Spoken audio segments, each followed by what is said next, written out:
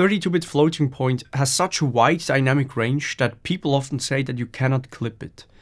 But can you? A while ago, a friend sent me a message that he just bought the Zoom H1e, a recorder that only works with 32-bit floating point. He used it to record a DJ set, connecting the record out of a DJ mixer to the 3.5mm stereo input on the side.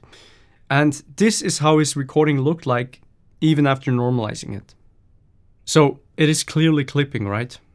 In this video, I will explain you exactly what happened here. We will look at 32-bit floating point, what it is most useful for, and how the clipping on this recording actually came to be, even though it is in 32-bit floating point.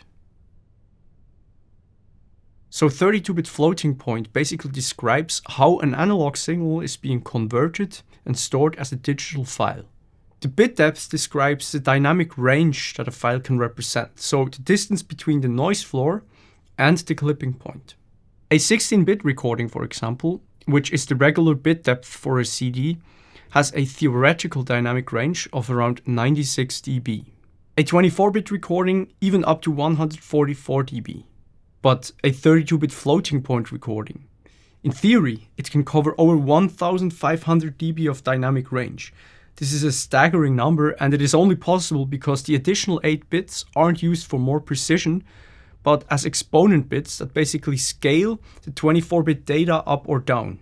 This means that if you accidentally go above 0 dB on a 32-bit floating point file, you can just dial down the volume in post-production and the clipping will be gone. So why did the file on the H1e of my friend still clip? That's actually where analog clipping comes in. Before any analog signal gets converted to digital, it passes through an analog preamp or input stage. The 3.5mm input on the Zoom H1e has a fixed gain stage, so you cannot adjust it. And so if you feed it with a very hot signal, the analog input stage distorts even before it hits the AD converter. On some recorders, you can also turn on a pad switch or even have a separate gain wheel. On the Zoom H5, for example, you have both. You have the gain wheels, and in the menu, you can also turn on a -20 dB pad switch. On the Zoom H1e, on the other hand, which is more geared towards simplicity and portability, you don't have both of these options. This means that if your signal is too hot, the Zoom H1e just cannot handle it. And the only option that you actually have is just lower the volume before it even hits the recorder.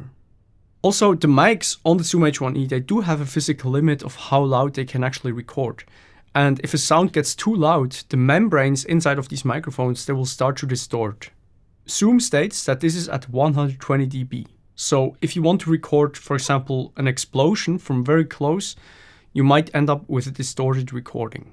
So if you are recording something very loud or something that is very important to you, make sure to always do a test recording first and check if there's any clipping on the recording. Now, I really hope that this video helped you. And if you want to learn more about sample rate and bit depth, you can check out this video right here. Also, if you like this video, please subscribe to my channel for more videos like this one in the future. And I see you in the next one. Thanks for watching.